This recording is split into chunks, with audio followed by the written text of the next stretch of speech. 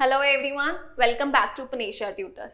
In this video, we are going to discuss the term of total quality management and related terms to that like Kaizen, benchmarking, Six Sigma, ISO standards and many other terms जो एक organization की quality standards या quality improvement के साथ related है. This topic is covered under your unit of statistics for UGC NET management students. But management के अलावा commerce के लिए भी ये individual terms जो हैं वो important है क्योंकि question में directly आपको इस term का जो originate है वो कहाँ से हुआ है, इस term का meaning और किस चीज से related है, ऐसे direct questions पूछे जाते हैं. So BCom students, MCom students, UGC NET commerce और management सबके लिए ये topic जो है वो relevant है. So I'll try कि इस video में इन सारे topics को हम एक overview दे लें. So without wasting any time, let's get started with the video. So first of all, we will discuss the meaning of total quality management. So total quality management जो है वो 3 words से बना है, that is total, quality and management. Total means you have to include every employee of your organization. Means top level से लेके middle level, lower level सबको आपको consider करना है and everyone is responsible for improving the quality of your organization. अब quality क्या है? Quality means degree of excellence कि आपको हर एक process की, क्योंकि जब हमने बात करी total की तो इसका मतलब ये नहीं है कि जो आपका प्रोडक्ट है उसकी डिजाइनिंग के ऊपर ही आपको फोकस करना है या सिर्फ प्रोडक्ट की क्वालिटी के ऊपर फोकस करना है. आपको उस प्रोडक्ट को बनाने के लिए जितनी भी एक्टिविटीज परफॉर्म करनी पड़ रही हैं, चाहे वो आपकी कह लो कि सेल्स या डिलीवरी सर्विसेज हैं, चाहे वो आपकी फाइनेंस फंक्शंस हैं, चाहे वो आपके प्रोडक्शन के फंक्शंस हैं, ईच एंड एवरी एक्टिविटीज जो आप अपनी ऑर्गेनाइजेशन में कर रहे हो, सब एक्टिविटीज जो हैं उसमें इंप्रूवमेंट जो है एवरी टाइम रिक्वायर्ड होती है. सो आपको एवरी टाइम आपको फोकस करना है कि आप इंप्रूवमेंट करते रहो, ठीक है. और ये दोनों चीजें करने के लिए हमें मैनेजमेंट रिक्वायर्ड है. मैनेजमेंट का मीनिंग हम 2 एस्पेक्ट से पढ़ते हैं, that is management is an art of getting things done and other definition is that management is the function of planning, organising, staffing, directing and controlling. So इसमें भी हम यही करेंगे कि हम लोग अपने क्वालिटी स्टैंडर्ड्स प्लान करेंगे और उन क्वालिटी स्टैंडर्ड्स को अचीव करने के लिए स्ट्रक्चर बनाएंगे, उसको फिर इम्प्लीमेंट करेंगे, डायरेक्ट करेंगे एंड देन कंट्रोलिंग करेंगे, रिव्यू करेंगे कि जो प्लान्स बनाए थे या जो हमने स्टैंडर्ड सेट किए थे वो अचीव हुए हैं या नहीं हुए हैं. सो TQM का इन शॉर्ट मीनिंग क्या निकला कि it is a continuous process, because ऐसा नहीं है कि एक ही बार क्वालिटी इंप्रूव करनी है और उसके बाद उसी को चलाते रहना है. ईच एंड एवरी डे आप कुछ ना कुछ ऐसा फोकस करोगे जिसके ऊपर आपको फोकस करना है क्वालिटी इंप्रूव करने के लिए, ठीक है. And by detecting errors, by removing mistakes और अननेसेसरी एलिमेंट्स जो भी आपके हो रहे हैं उसको निकालते जाओ ताकि आपकी क्वालिटी जो है वो डे बाय डे बेटर होती जाए. और अब ये TQM यानी कि क्वालिटी मैनेजमेंट हम कर क्यों रहे हैं, हम जितने भी क्वालिटी टूल्स होते हैं वो क्यों लगाते हैं, सो दैट कि हम लोग अपने कस्टमर एक्सपीरियंस को, कस्टमर सेटिस्फेक्शन को वो बेटर कर सके, हम लोग अपनी कॉस्ट रिड्यूस कर सके और तीसरा मोटिव होगा कि हम लोग अपनी सेल्स इंक्रीज कर सके. इन 3 मोटिव्स के साथ हम हमेशा इस क्वेस्ट में रहते हैं कि हमने इंप्रूवमेंट करनी है, ठीक है. और TQM की जो अप्रोच है उसमें मेन पार्ट ये है कि टोटल क्वालिटी है, दैट मीन्स कि आपको हर एक एम्प्लॉय को इन्वॉल्व करना पड़ेगा. Each and every employee is responsible for TQM और total quality management and they have to be trained in this, कि उनको भी ना पता, हमें ऐसे ट्रेन करना है सो दैट कि उनको पता हो कि हम जिस ऑर्गेनाइजेशन में काम कर रहे हैं उनका एक स्टैंडर्ड है, वो स्टैंडर्ड मेंटेन करना है, उसको हमने बेटर करना है, वर्स्ट पे लेके नहीं जाना है. सो अपने एम्प्लॉयज को आपको इन्वॉल्व करके उनको ट्रेन करके इस तरह से बनाना है सो दैट कि वो भी हर एक चीज में इम्प्रूवमेंट करते रहे और इम्प्रूवमेंट करने में कॉन्ट्रीब्यूट करें. नेक्स्ट जो क्वेश्चन आता है दैट इज कि TQM का जो कंसेप्ट है वो ओरिजिनेट कहाँ से हुआ. सो TQM का जो कंसेप्ट है वो विलियम डी मिंग ने दिया है, जो मैनेजमेंट कंसल्टेंट था और जापानीज मैन्युफैक्चरिंग कंपनी में जो है वो काम करता था. सो यहाँ पे 3 क्वेश्चंस बन गए कि ये कंसेप्ट आया कहाँ से था. जापान से ये कंसेप्ट आया था, विलियम डी मिंग ने दिया था और ये कंसेप्ट बेसिकली रिलेटेड है मैन्युफैक्चरिंग प्रोसेस से रिलेटेड, ठीक है, कि जो भी हमारी लोअर लेवल पे या फैक्ट्री लेवल पे जो ग्राउंड लेवल पे एक्टिविटीज होती हैं उनसे रिलेटेड जो है ये TQM का कंसेप्ट दिया गया है. नेक्स्ट आता है कि TQM की टेक्निक्स क्या हैं। हम बार बार बोल रहे हैं कि हमने क्वालिटी बेटर करनी है, सो क्वालिटी इंप्रूव होगी कैसे, उसके लिए हमें वेरियस अप्रोचेस, वेरियस टूल्स जो हैं वो यूज करने पड़ेंगे, जिसमें से मेन टूल्स जो हैं वो ये हैं, दैट इज कि बेंचमार्किंग क्या है, six sigma, kaizen, ISO 9000, quality circles and Taguchi methods. और हम ये सारे मेथड्स जो हैं वो डिटेल में डिस्कस करेंगे। फर्स्ट है हमारे पास काइजन। काइजन भी एक जापानीज टर्म है और उसका अगर हम बाइफिकेट करें, सो काई मीन्स चेंज और जेन मीन्स गुड।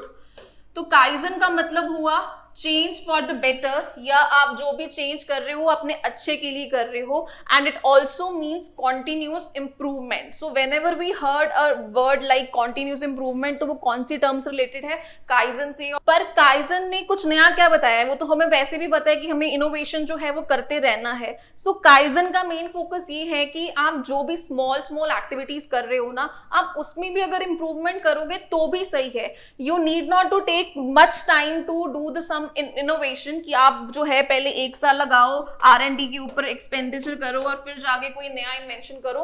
आप जो स्मॉल स्मॉल एक्टिविटीज कर रहे हो, एवरीडे की जो एक्टिविटीज हैं, शॉर्ट जो चेंजेस हैं जो एक दिन में भी हो सकते हैं, अडॉप्ट हो सकते हैं, वो भी चेंजेस आप करते रहो कॉन्टिन्यूसली, उसको बोलते हैं kaizen. As you can see in the picture कि हमारा जो फोकस है वो टोरटॉइज की स्पीड पे है, कि चाहे स्टेप बाय स्टेप ही सही, स्मॉल स्मॉल स्टेप ही सही, बट आप इंप्रूवमेंट की तरफ अपने स्टेप बढ़ाओ। ठीक है, कॉन्टिन्यूसली जो है आप हमेशा इंप्रूवमेंट के बारे में सोचो। जरूरी नहीं है कि कोई लार्ज या इंपैक्टफुल चेंज रहेगा तभी कुछ फायदा होगा।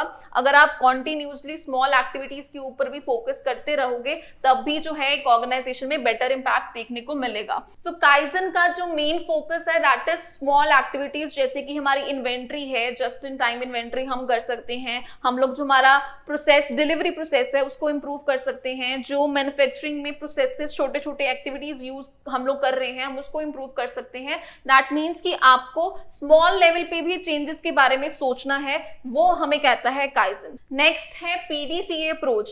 काइजन या TQM में हमारा मेन फोकस है कि हमें कॉन्टिन्यूसली जो है इंप्रूवमेंट करनी है। सो इंप्रूवमेंट करने के लिए हम एक प्रोसेस फॉलो कर सकते हैं।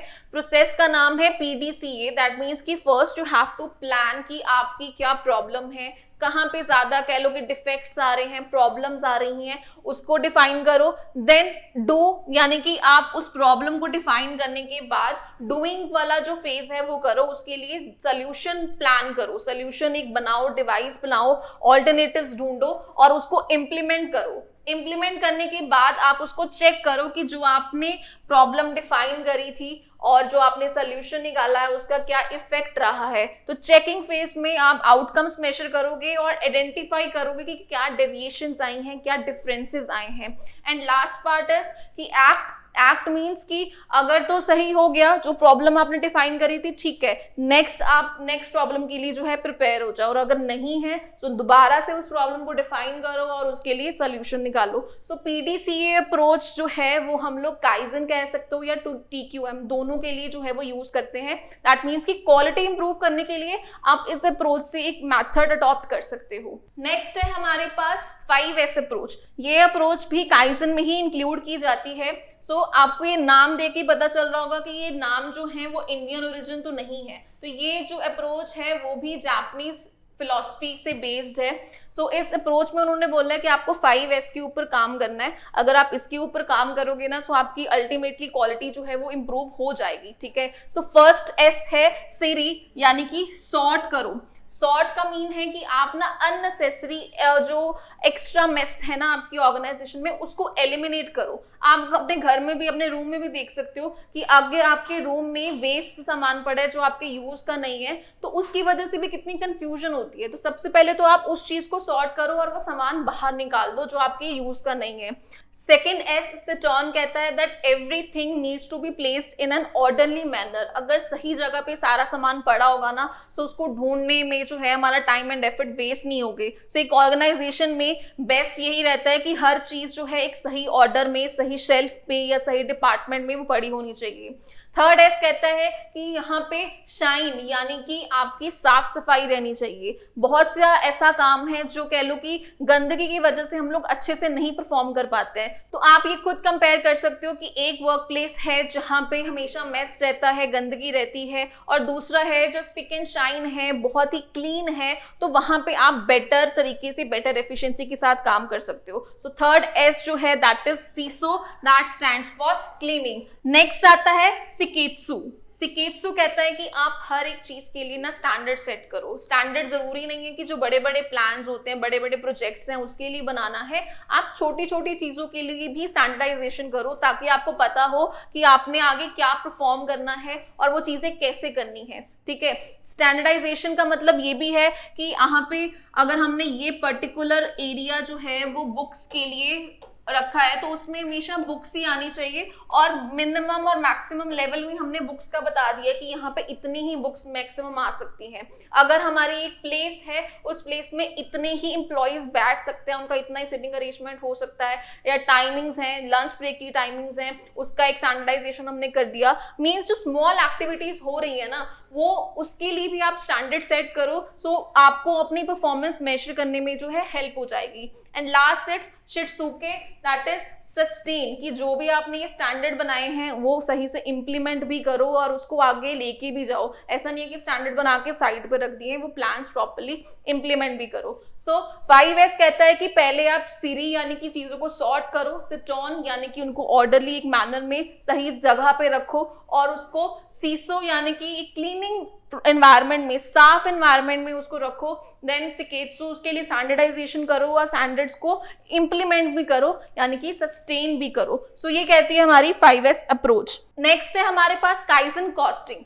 सो काइजन हमने करा कॉन्टिन्यूस इंप्रूवमेंट, तो जब आप कॉन्टिन्यूसली अपनी क्वालिटी इंप्रूव करते जाओगे, ठीक है, सो उसका अल्टीमेट इफेक्ट क्या होगा कि आपकी कॉस्ट रिड्यूस होगी, क्योंकि आपने अननेसेसरी एक्टिविटीज जो हैं वो एलिमिनेट कर दी हैं, एरर्स जो हैं वो डिटेक्ट कर लिए हैं। So kaizen costing is a part of cost accounting, जिसमें हमारा मेन फोकस है कॉस्ट रिडक्शन के ऊपर बाय improving the quality और by continuous improvement in the organization, कि आप अपनी cost reduce कर रहे हो by continuously improving the quality of your performance. So Kaizen costing जो है वो cost accounting की ब्रांच है या पार्ट है जिसमें हम लोग अपनी cost reduction के ऊपर यानी कि जो हमारे overheads हैं उसके ऊपर फोकस करते हैं, किस तरह से कि हमने overheads reduce कर सकते हैं by improving the quality of your processes or your products. So Kaizen और costing जब आप मिला दोगे, Kaizen में हमने कहा continuous improvement और costing means कि cost को reduce करना है, तो उस अप्रोच को हम बोलते हैं Kaizen costing. नेक्स्ट है हमारे पास benchmarking, get important term for your exam. So benchmarking क्या होता है? बेंचमार्क सेट करना, ठीक है। अगर आप अपनी क्लास में देखो तो जो टॉपर ने अगर 100 में से 97 मार्क्स जो है वो सिक्योर कर रहे हैं, तो उस तरह एक बेंचमार्क जो सेट कर दिया है कि 97 मार्क्स हाईएस्ट मार्क्स हैं, और अगर आपके मार्क्स 80 हैं सो यू विल ट्राई कि आपके भी इतने मार्क्स आ जाएं, और अगर आपके इतने मार्क्स आने हैं या आपको इतने मार्क्स लेने हैं तो उसके लिए आपको क्या क्या करना पड़ेगा, आप उसके लिए स्ट्रैटेजीज बनाओगे। तो सिमिलरली एक ऑर्गेनाइजेशन भी जब अपने आप को कंपेयर करती है विद अनदर ऑर्गेनाइजेशन, स्पेशली जो बेस्ट हैं ऑर्गेनाइजेशंस इन द मार्केट, उनके साथ जब हम कंपेयर करते हैं, उनके क्वालिटी स्टैंडर्ड्स को मीट करने की कोशिश करते हैं, उसको बोलते हैं बेंचमार्किंग। सो बेंचमार्किंग जो है वो स्टैंडर्ड कॉस्टिंग से डिफरेंट है, क्योंकि स्टैंडर्ड कॉस्टिंग में हम लोग अपने स्टैंडर्ड्स खुद बनाते हैं और उसको अचीव करने के लिए कोशिश करते हैं, लेकिन बेंचमार्किंग में हम अपने स्टैंडर्ड्स जो हैं वो दूसरों के साथ कंपेयर करने पे बनाएंगे। जब हम अपने आप को ऑर्गेनाइजेशंस जो हमारे कह लो कॉम्पिटिटर्स हैं या जो हमसे बेटर हैं, ठीक है, फॉर एग्जाम्पल अगर हमने कोई सॉफ्ट ड्रिंक जो है वो बनाई है, एक हमारा प्रोडक्ट है, और हम अपने आप को कोका कोला के साथ कंपेयर कर रहे हैं, वी आर ट्राइंग कि जो सेल्स, जो मार्केटिंग, जो ब्रांड कोका कोला का है हमारा भी वैसा होना चाहिए, और हमें वो बेंचमार्क जो है वो अचीव करना है, और उसके ऊपर हम फोकस करेंगे। हम लोग अपना टारगेट वो सेट करेंगे और उस टारगेट को अचीव करने को ही हम बोलते हैं बेंचमार्किंग। तो पूरा टारगेट नहीं बट एटलीस्ट कहीं पे तो हम पहुंचेंगे। अगर मैं कंपेयर कर रही हूँ कि मेरी सेल्स 100 है और कोका कोला की सेल्स 1000 है, तो 1000 तो चलो नहीं पहुंच पाऊंगी, लेकिन 100 से तो मैं इंप्रूव करूंगी ना। सो बेंचमार्किंग में आप अपने आप को दूसरों के साथ कंपेयर करते हो ऑन फॉलोइंग डायमेंशंस, कि या तो आप क्वालिटी पे कंपेयर करोगे, या आप टाइम के साथ कंपेयर करोगे, या आप अपने प्रॉफिट्स या कॉस्ट कंपेयर करोगे कि हमारे प्रॉफिट्स इतने हैं, उनके प्रॉफिट्स कितने हैं। सो इस बेसिस पे हम यूजुअली अपने आप को कंपेयर करेंगे। सो नेक्स्ट है हमारे पास कि टाइप्स ऑफ बेंचमार्किंग क्या है। तो बेंचमार्किंग यूजुअली जो है 2 पार्ट्स में डिवाइड की जाती है, that is internal and external. तो ब्रॉडर क्लासिफिकेशन जो है वो यही है। Internal means when we are comparing ourselves within an organisation, जब हम एक डिपार्टमेंट को दूसरे डिपार्टमेंट के साथ कंपेयर कर रहे हैं, अपनी एक ब्रांच को दूसरी ब्रांच के साथ कंपेयर कर रहे हैं, उसको बोलता है इंटरनल बेंचमार्किंग। और एक्सटर्नल मीन्स जब आप कॉम्पिटिटर के साथ या जो मार्केट में बेस्ट इंडस्ट्रीज हैं उनके साथ अपने आप को कंपेयर करते हो, उसको बोलते हैं external benchmarking. Other types of benchmarking हैं जैसे कि product, when you are comparing your product या अपने प्रोडक्ट के फीचर्स, क्वालिटी किसी दूसरे प्रोडक्ट के साथ या कॉम्पिटिटर के प्रोडक्ट के साथ, उसको बोलेंगे product benchmarking. And process means जो प्रोसेस वो लोग फॉलो करते हैं, जैसे कि आपने भी कोई फूड डिलीवरिंग ऐप जो है वो बनाई है, तो आप अपनी फूड डिलीवरिंग प्रोसेस को जो है जोमैटो, स्विगी की प्रोसेस के साथ कंपेयर करते हो और उनके अकॉर्डिंगली बेंचमार्क्स बनाते हो, उसको बोलते हैं प्रोसेस बेंचमार्किंग। नेक्स्ट है स्ट्रैटेजी बेंचमार्किंग। दैट मीन्स कि जब आप अपनी स्ट्रैटेजीज को कंपेयर करते हो अपने कॉम्पिटिटर्स की स्ट्रैटेजी के साथ, कि वो क्या स्ट्रैटेजीज अडॉप्ट करते हैं, उनकी सेल्स ज्यादा कैसे है, उनकी मार्केटिंग अच्छी कैसे है। सो स्ट्रैटेजिक बेंचमार्किंग मीन्स जब आप स्ट्रैटेजीज कंपेयर करोगे। Then competitive, industry and global, इन तीनों में डिफरेंस सिर्फ इस बात का है कि जब आप सेम लेवल ऑफ ऑर्गेनाइजेशन के साथ अपने आप को कंपेयर करोगे, दैट मीन्स अपने कॉम्पिटिटर के साथ। सो कॉम्पिटिटर मीन्स जो सेम लेवल के ब्रांड्स हैं, जैसे कि कोलगेट है और पेप्सोडेंट है, अगर वो अपने आप को कंपेयर कर रहे हैं एक दूसरे के साथ तो वो हो जाएगी कॉम्पिटिटिव बेंचमार्किंग। लेकिन अगर कोई नया ब्रांड आया है टूथपेस्ट का, वो अपने आप को कोलगेट के साथ कंपेयर कर रहा है, तो उसको बोलेंगे इंडस्ट्री बेंचमार्किंग। बिकॉज कोलगेट जो है वो वन ऑफ द बेस्ट या लीडर है उस इंडस्ट्री का, टूथपेस्ट की इंडस्ट्री का। तो जब हम अपनी प्रैक्टिसेस को इंडस्ट्री की बेस्ट लीडर की प्रैक्टिसेस के साथ कंपेयर करते हैं, उसको बोलते हैं industry benchmarking. And the last is global, when you are comparing yourself with global enterprises, जब आप एमएनसीज के साथ या ग्लोबल ब्रांड के साथ अपने आप को कंपेयर करते हो, उसको बोलते हैं global benchmarking. Next topic is six sigma. Six sigma जो है ये एक स्टैटिस्टिकल टूल है to improving the quality of your products. ठीक है, सिक्स सिग्मा आपको पता होगा कि हम लोग स्टैंडर्ड डिवीजन करते हैं स्टैटिस्टिक्स में, जहां पे हम लोग ये साइन यूज करते हैं। तो इसी साइन से हमारा जो है ये अप्रोच वो डिफाइंड है, ये ग्रीक सिंबल से आया है।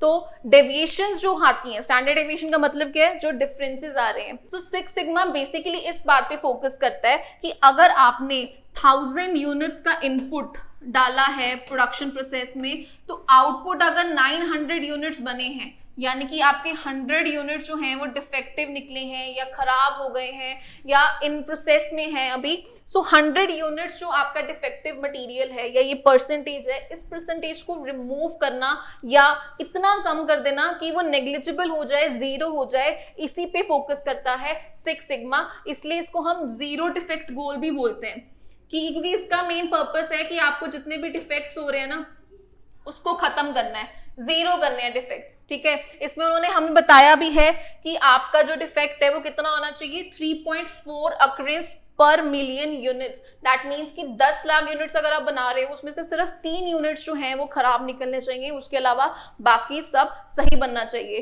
तो सिक्स सिग्मा क्वालिटी इंप्रूव कैसे करता है? सिक्स सिग्मा कहते हैं कि आप अपने डिफेक्टिव रेशो जो है वो कम करते जाओ, तो अपने आप आपके गुड्स की क्वालिटी जो है या प्रोसेस की क्वालिटी इंप्रूव हो जाएगी। तो जैसे हम ये नॉर्मल डिस्ट्रीब्यूशन करते हैं, तो नॉर्मल डिस्ट्रीब्यूशन में हम यूजुअली -3 और +3 सिग्मा तक बढ़ते हैं। ठीक है, और हमने अब यहाँ पे 6 तक ले लिया है। हम यूजुअली कहते हैं कि अगर आपकी -3 सिग्मा तक वैल्यू आ रही है, दैट मीन्स कि वहां पे 99.7% की एक्यूरेसी है। अगर 2 है तो 95 और अगर 1 है तो 68%। और हमने 3 भी नहीं, हमने कहा है 6 सिग्मा। दैट मीन्स कि जो ये डिफेक्ट्स भी है ना, इसको भी आपको खत्म करना है। तो सिक्स सिग्मा कहते हैं कि आपको अपना डिफेक्ट ऑलमोस्ट जीरो करना है, और इसी पे अगर आप फोकस करते रहोगे तो अल्टीमेटली आपकी जो क्वालिटी है वो बेटर हो जाएगी। अभी एकदम से ये पॉसिबल नहीं है, बट सिक्स सिग्मा जो अप्रोच है वो इसी के ऊपर फोकस करता रहता है। नेक्स्ट है डी मैक। तो सिक्स सिग्मा अप्रोच, अब मैंने कहा कि आपको डिफेक्ट जो है वो अपने जीरो करने हैं, तो डिफेक्ट जीरो कैसे हो सकते हैं, उसके लिए आपको डी मैक अप्रोच आप यूज कर सकते हो। डी मैक कहते हैं कि आप अपनी प्रॉब्लम को पहले डिफाइन करो, मेजर करो, देन एनालाइज करो कि क्या उसकी सॉल्यूशंस हो सकते हैं, क्या उसके आउटकम्स हो सकते हैं, देन उसको इम्प्रूव करो, इम्प्रूव करने के बाद या इम्प्लीमेंट करने के बाद उसको कंट्रोल करो। सो पेपर में आपको ये डायरेक्टली अप्रोच पूछी जाती है कि डीमैक की फुल फॉर्म क्या है। So define, measure, analyse, improve and control, ये वन ऑफ द अप्रोच है जिसकी मदद से हम अपनी जो डिफेक्टिव रेशो है वो कम कर सकते हैं। नेक्स्ट है lean sigma and six sigma. Six sigma में मैंने बार बार बोला कि हमारा मेन फोकस क्या है कि हमने डिफेक्ट्स रिड्यूस करने हैं, हमने प्रॉब्लम जो भी आ रही है ना वो सॉल्व करके अपने डिफेक्ट कम करने हैं। तो लीन सिग्मा का जो मेन फोकस है वो है कि आपको अपने कस्टमर्स को सेटिस्फाई करना है by minimising the waste material, ठीक है, जो वेस्टेज हो रही है ना उसको आपको कम करना है।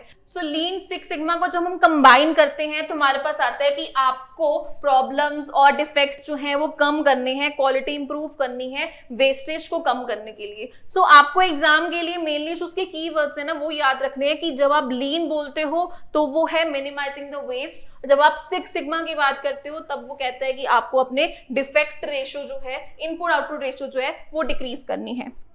नेक्स्ट है हमारे पास ISO 9000। बहुत बार हमने ये सुना है कि ये प्रोडक्ट जो है वो ISO मार्क है, ठीक है, ISO सर्टिफाइड प्रोडक्ट है, ISO सर्टिफाइड कंपनी है। सो ISO 9000 बेसिकली एक सीरीज ऑफ स्टैंडर्ड है जो कि इंटरनेशनल ऑर्गेनाइजेशन फॉर स्टैंडर्ड्स ने इशू करी है, ये देखने के लिए कि वो पर्टिकुलर कंपनी या पर्टिकुलर प्रोडक्ट जो है वो क्वालिटी स्टैंडर्ड्स मीट करता है कि नहीं करता है, ठीक है। तो अगर आपका कोई प्रोडक्ट या आपकी कोई भी सर्विस जो है वो ISO सर्टिफाइड है तो अल्टीमेटली जो है लोगों का ट्रस्ट आपके बना होगा, क्योंकि आपने ISO के जितनी भी क्वालिटी मेजरमेंट्स हैं वो सारे इंप्लीमेंट करे होंगे। अगर आप अपने आप को इसकी अंडर सर्टिफाइड कराना चाहते हो तो आप उनके जो भी रूल्स रेगुलेशंस हैं उसको फॉलो करोगे ही करोगे। सो ISO 9000, ISO की बहुत सारी सीरीज हैं, तो पर्टिकुलरली जो 9000 वाली सीरीज है ना वो मैन्युफैक्चरिंग प्रोडक्ट्स एंड सर्विसेज से रिलेटेड है, ठीक है। और इंडिया में ये 1987 में सबसे पहले आई थी, और अभी जो अमेंडमेंट हुई है 1994 में उसके बाद जो है नए इसके रूल्स आए हैं, नए स्टैंडर्ड्स आए हैं, जिसमें बेसिकली 4 स्टैंडर्ड्स हैं। First ISO 9001, it is for quality assurance in development, design, installation, product and servicing. तो जब आप प्रोडक्ट इंस्टॉल करते हो तो आपको ISO 9001 की जो स्टैंडर्ड गाइडलाइंस है उनको फॉलो करना है। 9002 जो है वो क्वालिटी अश्योरेंस के लिए है, ठीक है, कि क्वालिटी की जो प्रोडक्शन की क्वालिटी है उसके लिए हमने गाइडलाइंस दी है।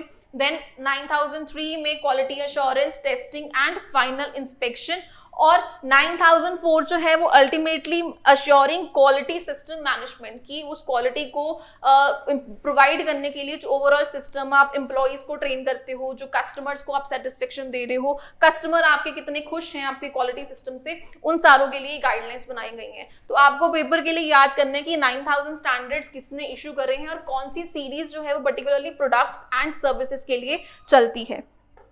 नेक्स्ट है क्वालिटी सर्कल। क्वालिटी सर्कल भी एक टेक्निक है जिसकी वजह से हम लोग अपनी क्वालिटी बेटर कर सकते हैं।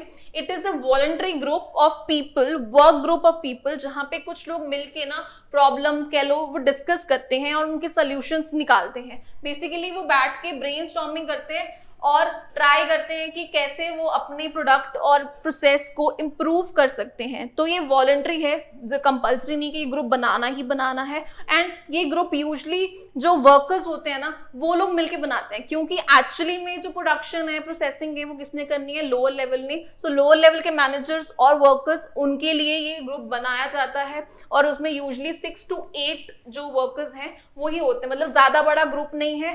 एजेंडा उनका यही होता है कि उनको कोई ना कोई प्रॉब्लम लेके बैठना, उसको इन्वेस्टिगेट करना, उसके लिए सॉल्यूशंस निकालने हैं। और ये जो एम्प्लॉइज होंगे वो ऑब्वियसली एक ही सिमिलर वर्क एरिया को बिलोंग कर रहे होंगे, तभी वो एक प्रॉब्लम को डिस्कस कर पाएंगे। अगर वो डिफरेंट एरिया से बिलोंग कर रहे हैं सो एक कॉमन प्रॉब्लम के ऊपर वो अपने आइडियाज नहीं दे पाएंगे। तो ये भी एक तरीका है हमारे पास क्वालिटी इंप्रूव करने का। Last method is Taguchi method. Taguchi method कहते हैं कि आप ना स्पेसिफिकली एक प्रॉब्लम या एक प्रोडक्ट क्वालिटी को आइसोलेट कर लो और उसके ऊपर पहले फोकस करो, उसकी प्रॉब्लम्स डिफाइन करो, उसकी क्वालिटी इंप्रूव करो and then move on to the second problem. So यहाँ पे हम लोग क्रिटिकल प्रोडक्ट डिजाइन पैरामीटर लेके चलते हैं कि उसको आइसोलेट कर दो एक पर्टिकुलर चीज को और उसके ऊपर आप फोकस करो. So this is all about total quality management and its techniques. If you have any query, you can write it in the comment box. And if you are new to this channel, please subscribe our channel and hit the like button. Thank you.